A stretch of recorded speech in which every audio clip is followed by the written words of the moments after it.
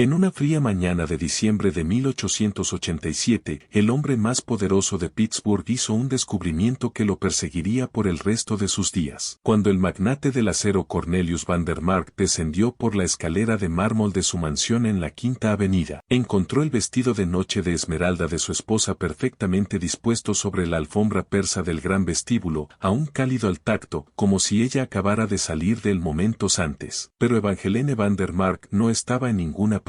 La puerta principal permanecía cerrada por dentro, todas las ventanas selladas contra el amargo invierno de Pensilvania, y ninguno de los sirvientes había visto ni oído nada extraño durante la noche. Lo que hacía que esta desaparición fuera aún más escalofriante era que Evangeline había sido vista por 3 miembros del personal doméstico yéndose a la cama solo 4 horas antes, vistiendo ese mismo vestido. El departamento de policía de Pittsburgh, presionado por las conexiones políticas de Vandermark, cerró oficialmente el caso después de solo 6 días, citando pruebas insuficientes de juego sucio. Pero la verdad sobre lo que le ocurrió a Evangeline Vandermark esa noche de diciembre fue mucho más siniestra de lo que cualquiera podría haber imaginado, involucrando una red de espionaje industrial, secretos familiares y una conspiración que alcanzó los niveles más altos de la sociedad dorada de Pittsburgh. Lo que los investigadores nunca descubrieron fue que la desaparición de Evangeline fue simplemente el acto final de un drama que se había venido desarrollando durante más de 2 años. Un mortal juego de gato y ratón entre una mujer que buscaba justicia por el asesinato de su padre y un esposo cuyo imperio se construyó sobre los huesos de sus enemigos. Antes de continuar con la historia de Evangeline Vandermark y descubrir la oscura verdad detrás de su desaparición, quiero pedirte que te suscribas a nuestro canal y actives la campanita de notificaciones para que nunca te pierdas historias como esta. Además, déjame saber en los comentarios desde qué estado o ciudad nos estás escuchando. Me encanta conectar con nuestra audiencia de toda América. Ahora, permíteme llevarte de regreso al invierno de 1887, cuando los varones del acero de Pittsburgh gobernaban como reyes y el asesinato era solo otro gasto empresarial. El invierno de 1887 encontró a Pittsburgh en la cúspide de su gloria industrial, una ciudad donde las fortunas se hicieron con el acero y el carbón, y donde las chimeneas de innumerables fábricas pintaban el cielo en perpetuos tonos de gris. El aire mismo parecía llevar el peso de la ambición y la desesperación, espeso con el humo del carbón y los sueños de miles de inmigrantes que habían llegado a América buscando su fortuna en los ardientes hornos de los molinos de Pensilvania. Era una ciudad de duras contradicciones, donde magníficas mansiones se erguían a solo unas cuadras de miserables vecindades, y donde un hombre podía ascender de la pobreza a una riqueza inimaginable, o caer de gracia a una tumba sin nombre en cuestión de meses. La mansión Vandermark se erguía como un testimonio de esta nueva aristocracia americana, una obra maestra del renacimiento gótico de 4 pisos que dominaba toda una cuadra de la ciudad en la Quinta Avenida. Sus torres y torretas proyectaban largas sombras sobre el río Allegheny. El edificio en sí mismo era un monumento al exceso, con gárgolas de piedra talladas a mano importadas de canteras francesas, vitrales que representaban escenas del triunfo industrial y un gran salón de baile que podía albergar a 300 de los élites de Pittsburgh. Los terrenos de la mansión se extendían a lo largo de 4 acres de jardines meticulosamente cuidados, invernaderos y edificios adicionales que incluían una cochera lo suficientemente grande para una docena de vehículos, cuarteles para los sirvientes que albergaban al personal sustancial de la finca, y la misteriosa casa del hielo que más tarde jugaría un papel crucial en los oscuros eventos por venir. Cornelius Vandermark había construido su imperio desde cero. Comenzó como un simple obrero en los molinos de acero antes de revolucionar el proceso de producción con innovaciones que lo convirtieron en uno de los hombres más ricos de América. A los 52 años, era una figura imponente con cabello gris acero y ojos azules penetrantes que parecían ver a través de cualquiera que osara cruzarse con él en los negocios. Sus manos, aunque ahora suaves por años de prosperidad, aún llevaban las callosidades y cicatrices de sus primeros días trabajando en los hornos, un recordatorio del brutal mundo del que había salido mediante una combinación de brillante visión de ingeniería y prácticas comerciales absolutamente despiadadas. Aquellos que lo conocieron en sus primeros días a menudo comentaban sobre la transformación del joven inventor idealista que genuinamente creía que sus innovaciones podrían mejorar las condiciones laborales para todos los trabajadores trabajadores del acero, al frío titán industrial que más tarde orquestaría las muertes de cualquiera que amenazara su imperio. El ascenso de Cornelius al poder no se había logrado solo a través de la innovación. En el despiadado mundo de la América industrial de los años 80, el éxito a menudo requería estar dispuesto a emplear métodos que harían que incluso el más endurecido varón ladrón se detuviera. Van der Mark había aprendido temprano que los competidores podían ser eliminados mediante métodos mucho más permanentes que la simple competencia de mercado. Un incendio estratégico aquí, una explosión de calderas allá, la misteriosa desaparición de un ingeniero clave de un rival. Estos eran los instrumentos de la guerra industrial en una época en la que la supervisión gubernamental era mínima y la aplicación de la ley podía comprarse por el precio de un fondo de campaña político. Su matrimonio con Evangeline Harwell en 1882 había sido el evento social de la década. Ella, la hija de una prominente familia bancaria de Boston, 20 años más joven que él, con cabello castaño rojizo que captaba la luz como cobre hilado y una risa que podía llenar todo un salón de baile. A los 25 años, Evangeline poseía una belleza refinada y una educación sofisticada que la marcaba como miembro de la aristocracia de vieja clase en Nueva Inglaterra. Hablaba francés y alemán con fluidez, tocaba el piano con casi habilidad profesional y había recibido la mejor educación disponible para mujeres de su clase social en la escuela Miss Porter en Connecticut, pero bajo su exterior pulido se encontraba una inteligencia aguda y una brújula moral que finalmente la pondrían en un curso de colisión con el imperio criminal de su esposo. La boda había sido un movimiento calculado por parte de Cornelius, diseñada para proporcionar a su imperio industrial la legitimidad social que solo una alianza con la élite bancaria de Boston podría ofrecer. Las conexiones de la familia Harwell abrieron puertas a lo largo de la comunidad financiera de Nueva Inglaterra, permitiendo a Van der Mark asegurar los enormes préstamos necesarios para expandir su producción de acero y adquirir competidores más pequeños. Por su parte, Evangeline había entrado al matrimonio creyendo que se estaba alineando con un hombre cuyas innovaciones podrían mejorar genuinamente las vidas de los trabajadores estadounidenses, sin saber que su nuevo esposo veía la vida humana como solo otro recurso a ser explotado en busca de ganancias. Pero para el invierno de 1887, aquellos que conocían íntimamente a la pareja susurraban que no todo estaba bien en el hogar Van der Mark. Evangeline, una vez el centro resplandeciente de la escena social de Pittsburgh, se había vuelto cada vez más retirada durante el último año. Pasaba horas sola en la extensa biblioteca de la mansión, escribiendo en un diario encuadernado en cuero que mantenía cerrado con llave en su escritorio personal con una pequeña llave de bronce que llevaba en una cadena alrededor de su cuello. La biblioteca en sí misma era una magnífica sala con estanterías de piso a techo que contenían más de 3.000 volúmenes, incluidas primeras ediciones de clásicos literarios, tratados científicos y una extensa colección de libros sobre la historia industrial de América que Evangeline había estado acumulando desde su llegada a Pittsburgh. El personal doméstico, un grupo cuidadosamente seleccionado de 12 individuos que había servido a la familia durante años, notó que ella había comenzado a dar largos paseos en horas extrañas, a menudo regresando con botas embarradas y una mirada distante en sus ojos verdes. Estos paseos la llevaban frecuentemente a través de los barrios de clase trabajadora de Pittsburgh, donde hablaba con las esposas e hijos de los trabajadores de los molinos, aprendiendo de primera mano sobre las peligrosas condiciones y los frecuentes accidentes que plagaban la fuerza laboral industrial de la ciudad. Lo que los sirvientes no sabían era que estas conversaciones eran parte de la creciente investigación de Evangeline sobre los patrones sospechosos de accidentes industriales que parecían seguir a su esposo allá donde sus intereses comerciales lo llevaban. La finca Van der Mark empleaba a algunos de los sirvientes más confiables de Pittsburgh, cada uno elegido no solo por sus habilidades, sino por su discreción y lealtad absoluta a la familia. Margaret Sullivan, la encargada de la casa irlandesa, había supervisado las operaciones diarias de la mansión durante casi una década después de emigrar desde el condado de Cork durante la devastadora hambruna de papas de la década de 1870. Era una mujer de inteligencia feroz y principios morales inquebrantables, cualidades que la habían hecho invaluable para el hogar Van der Mark. pero que también la convertirían en una testigo crucial de los extraños sucesos que rodearon la desaparición de Evangeline. Thomas Brennan, el rudo jardinero escocés, había llegado a Estados Unidos con su esposa y 3 hijos en 1868, huyendo de la devastación económica que siguió a las desamortizaciones de las tierras altas. Su familia había trabajado para los ricos estadounidenses desde su llegada, y Thomas se enorgullecía enormemente de mantener los terrenos de la finca Vandermark a la perfección, pero su agudo sentido del detalle y su conocimiento íntimo de cada rincón de la propiedad revelaron señales inquietantes de que alguien había estado utilizando la finca con fines mucho más oscuros de lo que cualquiera imaginaba. Charles Henley servía como mayordomo de la mansión, una posición que le requería estar presente en todas las funciones sociales de la familia y ser testigo de muchas de sus conversaciones privadas. Originalmente de Filadelfia, Henley había sido entrenado en las mejores tradiciones del servicio doméstico inglés y se enorgullecía de mantener los más altos estándares de discreción profesional, pero incluso su cuidadosamente cultivada neutralidad sería puesta a prueba por los cada vez más extraños y aterradores eventos que rodearon los últimos meses de Evangeline en la mansión. El Dr. Franklin Westbrook había sido el médico de la familia Vandermark durante más de 5 años, realizando visitas regulares a la mansión para atender tanto las necesidades de salud de Cornelius como de Evangeline. Graduado de la Escuela de Medicina de Harvard y miembro respetado de la comunidad profesional de Pittsburgh, el Dr. Westbrook había comenzado a notar cambios preocupantes en el comportamiento y la condición física de Evangeline durante los meses previos a su desaparición. Sus notas médicas privadas, que más tarde serían descubiertas por los investigadores, revelaron su creciente preocupación por lo que él describía eufemísticamente como dificultades maritales que parecían estar afectando de manera cada vez más grave el bienestar mental y físico de su paciente. Estas personas se enorgullecían de su discreción y lealtad, lo que hacía que la desaparición de Evangeline fuera aún más desconcertante para aquellos que conocían la rígida jerarquía y las miradas vigilantes que gobernaban cada aspecto de la vida en la mansión. El hogar Vandermark operaba con la precisión de un reloj de alta gama, con cada sirviente sabiendo exactamente sus deberes y su horario al minuto. Este orden riguroso hacía virtualmente imposible que alguien entrara o saliera de la mansión sin ser notado, un hecho que haría que la misteriosa desaparición de Evangeline pareciera aún más sobrenatural para aquellos que no entendían las fuerzas oscuras que operaban detrás de las escenas. La ciudad de Pittsburgh misma parecía contener la respiración durante ese amargo invierno de 1887, como si presintiera que las fuerzas de cambio y violencia que habían moldeado su rápido crecimiento estaban a punto de reclamar otra víctima. El reciente motín de Haymarket en Chicago había enviado ondas de choque a través de los centros industriales de América, y los propios movimientos laborales de Pittsburgh se estaban volviendo cada vez más organizados y militantes en sus demandas de condiciones de trabajo más seguras y salarios justos. En este clima volátil comenzaron a susurrarse rumores sobre una organización secreta de industriales que se habían unido para mantener su poder por cualquier medio necesario, incluida la eliminación sistemática de cualquiera que amenazara su control sobre el creciente imperio industrial de América. Los eventos del 12 de diciembre de 1887 comenzaron como cualquier otra noche de invierno en el hogar Vandermark, con la precisa rutina que había gobernado la vida diaria en la mansión durante más de 5 años. Margaret Sullivan testificaría más tarde ante la policía que había servido la cena al señor y la señora Vandermark en el comedor formal a las 7 en punto, como era su costumbre. El propio comedor era una obra maestra del exceso victoriano, con una masiva mesa de caoba que podía albergar a 24 invitados, iluminada por una lámpara de cristal importada de Bohemia y rodeada de pinturas al óleo que representaban escenas del triunfo industrial que Cornelius había encargado a destacados artistas estadounidenses. La comida de esa noche consistió en faisán asado, verduras de invierno de los invernaderos de la finca y una botella de vino francés de la bodega privada de Cornelius, un Chateau Margaux de 1878 que costaba más que lo que muchos trabajadores de Pittsburgh ganaban en un mes. Margaret notó que Evangeline parecía inusualmente callada durante la comida, apenas tocando su comida y respondiendo a la conversación de su esposo con solo breves asentimientos y murmullos. Pero lo que más sorprendió a la ama de llaves fue la forma en que Evangeline miraba constantemente hacia las ventanas del comedor, como si esperara ver a alguien acercándose a través de los terrenos cubiertos de nieve. Tenía la apariencia de una mujer que sabía que algo terrible se acercaba. Margaret más tarde le contaría al detective Samuel Crawford, con su espeso acento irlandés cargado de emoción, como si intentara memorizar cada detalle de la habitación, como si supiera que podría ser la última vez que la vería. Cornelius, por su parte, parecía estar de inusitadamente buen humor esa noche, hablando animadamente sobre un nuevo contrato de acero que había conseguido con el ferrocarril de Pensilvania y sus planes para expandir las operaciones hacia Ohio y Virginia Occidental. Pero Charles Henley, sirviendo la comida con su característico silencio eficiente, notó que a pesar de su actitud alegre, Cornelius seguía mirando su reloj de bolsillo durante la cena, un comportamiento que sugería que esperaba que ocurriera algún evento predeterminado a una hora específica. A las 9:30, Margaret ayudó a Evangeline a prepararse para la cama, ayudándola a ponerse el vestido de noche de seda esmeralda que a menudo usaba cuando recibía invitados en casa, aunque esa noche no se esperaba a nadie. Este detalle desconcertaría más tarde a los investigadores, ya que Evangeline normalmente usaba ropa de noche más sencilla al retirarse, y el elaborado vestido de noche parecía completamente inapropiado para una noche tranquila en casa. El vestido en sí era una creación impresionante importada de París a un costo de casi 500 pesos, con un intrincado trabajo de cuentas que atrapaba la luz de las lámparas de gas y creaba un efecto casi etéreo mientras Evangeline se movía. Margaret recordaba específicamente haber elogiado el intrincado trabajo de cuentas del vestido, y Evangeline sonrió, la primera expresión genuina de felicidad que la ama de llaves había visto en su señora en semanas. Pero junto con esa sonrisa vino algo más que perseguiría a Margaret por el resto de su vida. Evangeline la abrazó, sosteniéndola fuertemente durante varios segundos mientras susurraba: «Gracias por tu amabilidad, Margaret. Has sido como una madre para mí en estos últimos años». En ese momento, Margaret se sintió conmovida por la inesperada muestra de afecto, pero mirando hacia atrás, se dio cuenta de que había sentido mucho como una despedida. Estaba casi aliviada. Margaret más tarde le contaría a la policía, con la voz temblorosa, como si un gran peso se hubiera levantado de sus hombros, si entiendes lo que quiero decir. Pero también había algo más allí, una especie de tristeza terrible, como si supiera que estaba a punto de perder todo lo que le era querido. Durante la preparación para la cama, Margaret también notó que Evangeline llevaba una pieza de joyería que nunca había visto antes, un pequeño relicario de plata en una delgada cadena alrededor de su cuello. Cuando Margaret comentó sobre él, Evangeline simplemente dijo que contenía algo precioso que debía ser preservado, pero se negó a abrirlo o explicar su significado. El relicario era ornamentado en diseño con intrincados nudos celtas que sugerían una fabricación irlandesa, y parecía extrañamente fuera de lugar entre la colección habitual de joyas caras pero discretas de Evangeline. Thomas Brennan, haciendo su última ronda por el perímetro de la finca a las 11, reportó haber visto una luz en el estudio privado de Evangeline en el segundo piso. A través de la ventana cubierta de escarcha, observó su silueta sentada en su escritorio de escritura, su pluma moviéndose con firmeza sobre el papel en lo que parecía ser una escritura urgente, casi frenética. Esta fue la última vez confirmada que se vio a Evangeline Vandermark con vida, aunque Thomas recordaría más tarde haber pensado en ese momento que algo en su postura sugería desesperación en lugar de la calma correspondencia que usualmente ocupaba sus horas nocturnas. Lo que Thomas no podía ver desde su posición en los terrenos era la escena que se desarrollaba dentro del estudio de Evangeline. La habitación era su santuario privado, decorada con recuerdos de su infancia en Boston y llena de libros y papeles personales que representaban sus verdaderos intereses intelectuales. Esa noche, Evangeline estaba inmersa en lo que sabía que sería su último acto de documentación, escribiendo un relato detallado de todo lo que había descubierto sobre las actividades criminales de su esposo y la campaña sistemática de asesinatos que había eliminado a docenas de sus competidores y amenazas potenciales. El estudio en sí fue testigo de meses de cuidadosa investigación. Escondidos detrás de libros aparentemente inocentes había fotografías, documentos y correspondencia que revelaban el verdadero alcance de las actividades del Círculo de Pittsburgh. Mapas de Pensilvania y los estados vecinos estaban marcados con alfileres rojos que indicaban las ubicaciones de accidentes industriales sospechosos, cada uno acompañado de notas detalladas sobre las víctimas, las circunstancias de sus muertes y las ventajas comerciales que habían ocurrido aburrido para los miembros del círculo como resultado. A las 6 de la mañana, cuando Margaret llegó para comenzar sus tareas diarias, descubrió la puerta principal cerrada con llave desde adentro, con el pesado pestillo de hierro que solo podía ser activado desde dentro de la casa, asegurado en su lugar. Las 12 ventanas del piso inferior de la mansión estaban todas cerradas con seguro, sin mostrar signos de manipulación. Margaret probó cada una personalmente, como se le había enseñado durante sus años de servicio, y las encontró todas seguras sin indicios de que alguien hubiera intentado forzarlas desde el exterior. Las ventanas del segundo y tercer piso estaban demasiado altas para acceder sin una escalera, y Thomas confirmó que todas las escaleras permanecían en la cochera, intactas, cubiertas con una fina capa de nieve que había caído durante la noche. La nieve en sí misma contaba su propia historia, una manta perfecta de blanco que no mostraba huellas ni otros signos de disturbio alrededor del perímetro de la mansión. Si alguien había salido de la casa durante la noche, lo había hecho sin tocar el suelo, pero fue el descubrimiento en el vestíbulo lo que detuvo el corazón de Margaret y envió a Charles Henley corriendo a buscar a Thomas en los terrenos. Allí, dispuesta con casi una precisión ceremonial, sobre la alfombra persa importada, yacía el vestido esmeralda de Evangeline. La tela aún estaba caliente cuando Margaret la tocó, como si Evangeline se lo hubiera quitado solo unos momentos antes, y el aroma de su perfume de lavanda, característico, flotaba en el aire frío de la mañana como el fantasma de su presencia. El vestido parecía haber sido retirado con gran cuidado, tendido plano y perfectamente dispuesto, como si estuviera siendo exhibido para su visualización. No había botones rotos, ni costuras dañadas, y el delicado trabajo de cuentas permanecía intacto. Junto al vestido había una sola hoja de papel, una página arrancada del diario privado de Evangeline con solo 4 palabras escritas en su distintiva letra: la verdad debe sobrevivir. Pero había otros detalles más inquietantes que los sirvientes notaron en esos primeros y aterradores momentos del descubrimiento. La alfombra persa bajo el vestido mostraba una ligera decoloración, como si hubiera sido limpiada recientemente o tratada con algún tipo de solución química. El aire en el vestíbulo no solo llevaba el aroma del perfume de lavanda, sino también un leve olor que Thomas describiría más tarde como medicinal, como el que se usa en los hospitales para dormir a las personas. Lo más desconcertante de todo fue el estado de las joyas de Evangeline. Su anillo de bodas, un enorme diamante rodeado de esmeraldas que valía más que la casa de la mayoría de las personas, yacía en el piso de mármol junto al vestido. Pero el pequeño relicario de plata que Margaret había notado la noche anterior no estaba por ningún lado. Era como si quien había retirado el vestido de Evangeline hubiera tomado específicamente esa pieza de joyería mientras dejaba atrás objetos de mucho mayor valor monetario. Cuando Cornelius fue despertado y llevado abajo, su reacción desconcertó y perturbó a los sirvientes. En lugar del pánico o la desesperación que uno podría esperar de un esposo descubriendo que su esposa había desaparecido, él permaneció en el vestíbulo durante varios largos minutos, mirando el vestido con una expresión que Margaret describiría más tarde como más temerosa que sorprendida, como si hubiera estado esperando que algo terrible ocurriera. Su rostro se había puesto pálido, pero era el palidez de un hombre que enfrentaba una crisis largamente anticipada más que el shock de una tragedia inesperada. Aún más extraño fue la reacción inmediata de Cornelius ante la situación. En lugar de exigir que el sirviente registrara la casa o llamara a la policía, su primera acción fue enviar a Charles Henley a buscar a su secretario privado, un hombre nervioso llamado Arthur Peeton, que se encargaba de la correspondencia comercial más sensible de Cornelius. Su segunda acción fue ordenar a Margaret que recogiera todos los papeles personales y diarios de Evangeline en su estudio, ostensiblemente para ayudar en la búsqueda de pistas sobre su desaparición, pero de una manera que parecía más preocupada por controlar las pruebas que por encontrar a su esposa desaparecida. El doctor Franklin Westbrook llegó a la mansión dentro de una hora de haber sido llamado, pero para entonces Cornelius ya había tomado el control de la situación de una manera que parecía casi ensayada. No se le pidió al doctor que examinara la escena ni que ofreciera opiniones médicas sobre posibles explicaciones para la desaparición de Evangeline. En cambio, lo condujeron a la oficina privada de Cornelius para una conversación que duró casi 30 minutos y de la cual salió luciendo profundamente preocupado y negándose a hablar con nadie más sobre lo discutido. El detalle más escalofriante de todos fue descubierto por Thomas Brennan durante su cuidadoso examen del exterior de la mansión. Aunque la nieve alrededor de la casa no mostraba signos de huellas, encontró algo mucho más inquietante. Cerca de la entrada a la vieja casa del hielo, allí, parcialmente ocultas bajo una fina capa de nieve fresca, había manchas oscuras en el suelo que parecían sospechosamente sangre. Cuando Thomas intentó investigar más a fondo, Cornelius lo ordenó alejarse del área, afirmando que la Casa del Hielo era estructuralmente insegura y estaba prohibida para todo el personal de la casa. La investigación oficial sobre la desaparición de Evangeline van der Mark duró exactamente 6 días, un periodo sorprendentemente breve para un caso que involucraba a una de las familias más prominentes de Pittsburgh. El detective Samuel Crawford, un veterano de 20 años del Departamento de Policía de Pittsburgh, fue asignado al caso, pero encontró que sus esfuerzos se veían obstaculizados en cada paso por lo que más tarde describiría en sus notas privadas como interferencia de partes desconocidas. Crawford era un policía honesto en una ciudad donde la honestidad a menudo era un lujo que las fuerzas del orden no podían permitirse, y su dedicación para descubrir la verdad finalmente le costaría mucho más que su carrera. Crawford había construido su reputación en investigaciones meticulosas y una habilidad casi sobrenatural para descubrir pruebas que otros pasaban por alto. Un hombre alto y delgado, con cabello prematuramente gris y penetrantes ojos oscuros. Había resuelto algunos de los casos más desafiantes de Pittsburgh a través de pura persistencia y una negativa a aceptar explicaciones convenientes que no se ajustaban a los hechos. Pero el caso Van der Mark pondría a prueba todas las habilidades que había desarrollado durante 2 décadas de trabajo policial, presentándole un misterio que parecía desafiar toda explicación lógica, mientras simultáneamente revelaba una conspiración tan vasta y bien protegida que incluso reconocer su existencia ponía su vida en peligro. Las entrevistas iniciales de Crawford con el personal doméstico revelaron varios detalles inquietantes que nunca llegaron al informe oficial de la policía. Margaret Sullivan confesó que, en las semanas previas a su desaparición, Evangeline había estado recibiendo visitantes misteriosos, hombres bien vestidos que llegaban después del anochecer y partían antes del amanecer, entrando por la entrada de servicio de la mansión para evitar ser vistos por los vecinos o el personal principal de la casa. Estos encuentros siempre ocurrían en el estudio privado de Evangeline, y Margaret notó que después de cada visita, su señora parecía cada vez más agitada y temerosa. La descripción de la ama de llaves sobre estos visitantes nocturnos era preocupante en su especificidad. Siempre estaban impecablemente vestidos con trajes caros y abrigos, hablaban con acentos educados que sugerían orígenes de clase alta y se comportaban con la confianza de hombres acostumbrados a ejercer poder. Pero lo que más inquietaba a Margaret eran sus ojos, miradas frías y calculadoras que parecían captar cada detalle de su entorno, como si estuvieran evaluando posibles amenazas o rutas de escape. Aún más preocupante fue la observación de Thomas Brennan de que alguien había estado visitando regularmente en la antigua Casa del Hielo de la finca, una estructura de piedra construida en la ladera detrás de la mansión. La Casa del Hielo no se había utilizado para su propósito original en años, ya que los Van der Mark habían instalado uno de los primeros sistemas de refrigeración eléctrica de la ciudad en 1885. La estructura en sí misma era una impresionante obra de ingeniería, construida en la pendiente natural de la colina con paredes de 3 pies de grosor y un sistema complejo de canales de drenaje diseñado para mantener el interior seco y fresco durante todo el año. Brennan había notado huellas frescas en la nieve que conducían hacia y desde la Casa del Hielo en varias ocasiones a lo largo de noviembre y principios de diciembre, siempre huellas de botas pequeñas de mujer, botas que coincidían con las que se encontraban en el armario de Evangeline, pero más inquietante que las huellas en sí mismas era su patrón. Sugerían que alguien había estado realizando visitas regulares a la Casa del Hielo, siempre de noche y siempre solo. En varias ocasiones, Thomas había visto una luz tenue brillando desde el interior de la estructura, como si alguien estuviera usando una linterna o una vela para iluminar el interior. Cuando Crawford intentó interrogar a Thomas sobre estas observaciones en detalle, el jardinero reveló algo aún más inquietante. En al menos 3 ocasiones, no solo había visto las huellas de Evangeline llevando a la Casa del Hielo, sino también las huellas de una persona mucho más grande, alguien que llevaba botas pesadas del tipo que normalmente usan los obreros o trabajadores. Estas huellas más grandes siempre aparecían en las mismas noches que las visitas de Evangeline, pero seguían un camino diferente, acercándose a la Casa del Hielo desde la dirección de la carretera pública en lugar de desde la mansión misma. Los intentos del detective Crawford por registrar la Casa del Hielo fueron bloqueados por el propio Cornelius van der Mark, quien afirmó que la estructura era insegura y que se requeriría una inspección estructural completa antes de que cualquiera pudiera ingresar. Esta explicación le pareció sospechosa a Crawford, dado que la Casa del Hielo había había sido construida con la misma atención a la calidad y durabilidad que caracterizaba todas las estructuras de la finca Van der Mark. Cuando Crawford presionó para obtener permiso para realizar al menos un examen limitado del exterior del edificio, los abogados de Van der Mark le informaron que cualquier investigación de la Casa del Hielo requeriría una orden específica que explicara claramente la causa probable de que se pudiera encontrar evidencia de un crimen en su interior. Los obstáculos legales que se le presentaron a Crawford fueron algo que nunca había encontrado en sus 2 décadas de trabajo policial. Normalmente, las familias de personas desaparecidas estaban ansiosas por cooperar con cualquier investigación que pudiera llevar a la recuperación de sus seres queridos. Pero el caso Van der Mark era diferente. Desde el principio, parecía que fuerzas poderosas estaban trabajando para limitar el alcance de la investigación y evitar que se siguieran ciertas áreas de indagación. Cuando Crawford regresó 3 días después con los permisos y órdenes necesarios, encontró que la Casa del Hielo había sido sellada con mortero fresco, y los abogados de Van der Mark argumentaron que la orden del detective